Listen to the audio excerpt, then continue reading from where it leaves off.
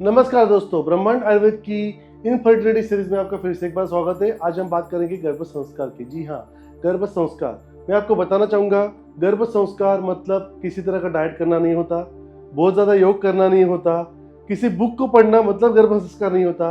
गर्भ संस्कार का मतलब है संस्कार गुणांतरण धान, मतलब गर्भ के गुणों में उसके क्वालिटी को इम्प्रूव करना, उसमें अंतर निर्माण करना, कौन से अच्छे वाले अंतर, उसको गर्भ संस्कार कहते हैं। पर अगर बुरे भी अंतर पड़ जाए तो उसको भी बुरा वाला गर्भ संस्कार कहा जाता है।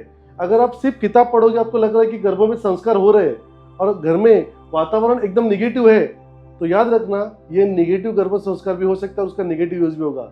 एक अच्छा इंजीनियर जो होता है ना, वो क्रिएट करता है, उसको डिस्ट्रॉय करने के लिए एक बुरा इंजीनियर जरूर लगता है। डोंट वरी, मैं एक एग्जांपल दे रहा हूँ। बट गर्भ संस्कार करने के लिए आपको क्या करना है, मैं आज आपको कुछ पॉइंट्स बताने वाला हूँ। सबसे पहले याद रखिए, गर्भ संस्कार के लिए आपको घर में एक क्लाइमेटिकल कंडीशंस बनानी है, मतलब पॉजिटिव एटमॉस्फेयर हो। इसके लिए सुबह एक ही चीज कीजिए।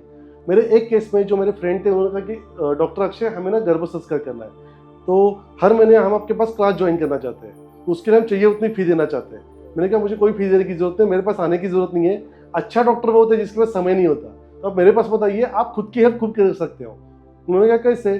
सिंपल सी चीज है। रोज सुबह उन्हें हमने कहा कि उठो, मॉर्निंग वॉक को जाओ, आते ही सबसे पहले अग्निहोत्र करो। अग्निहोत्र में आप जब यज्ञ करोगे, जब उसमें घी डालोगे, उसमें काऊ डंक होगा, उसमें अलग अलग वनस्पति के मिश्रण डाले जाएंगे, और जब आप मंत्र का चांटिंग करोगे ना, आपको पता है कि उसमें से जो वायु निर्माण होती है, सल्फर ऑक्साइड, वो आपके न्यूरॉन्स को स्ट्रांग बनाती है और आपके ब्रेन को बहुत ज्यादा स्ट्रांग बना के उस तरह के एंजाइम ब्रेन सीक्रेट करते हैं कि आपकी बॉडी बहुत ज्यादा इम्यून हो जाती है और सक्षम हो जाती है, और उससे स्ट्रेस कभी नहीं आता। उसमें से जो नाइट्रिक ऑक्साइड वायु निकल रही है, वो एंटी माइक्रोबियल, आपको डिसीज नहीं होने देती।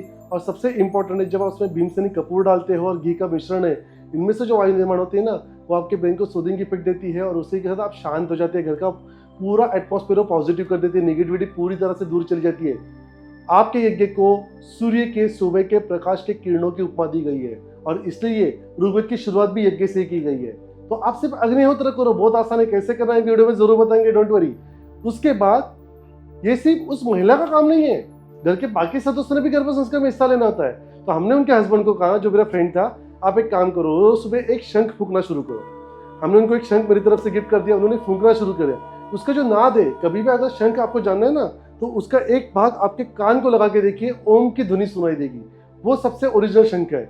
उसका नाद जब होगा ना, तो वो नाद आपके पृथ्वी के भूगर्भ स्थल का नाद है, और जिससे आपकी बॉडी फ्रीक्वेंसी और घर की फ्रीक्वेंसी एक जैसे सेट होती है, और वो जो वाइब्स क्रिएट होते हैं ना, वो सूदिंग इफेक्ट देते हैं, और इस पे डेल्टा वेव्स एक्टिवेट हो जाते हैं, जिसे मोक्ष प्राप्ति की वेव कहा गया है।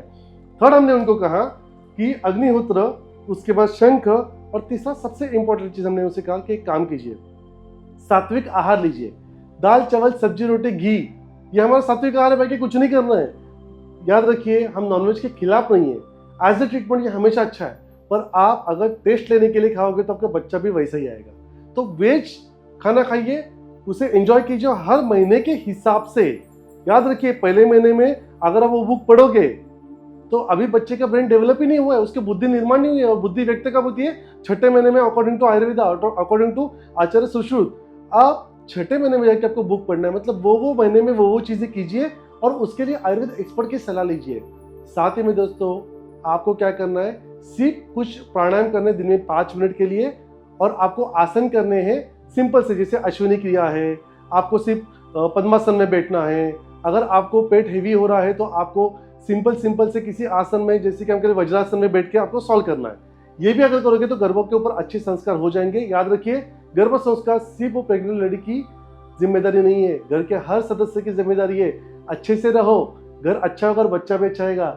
हम गर्भ संस्कार के और वीडियो जरूर देखेंगे। इसके लिए देखते रहिए मेरा यूट्यूब चैनल, सब्सक्राइब कीजिए, लाइक कीजिए, कमेंट कीजिए, शेयर कीजिए, क्योंकि मैं हूं डॉक्टर अक्षय, आपका अपना लाइफस्टाइल डिसऑर्डर स्पेशलिस्ट।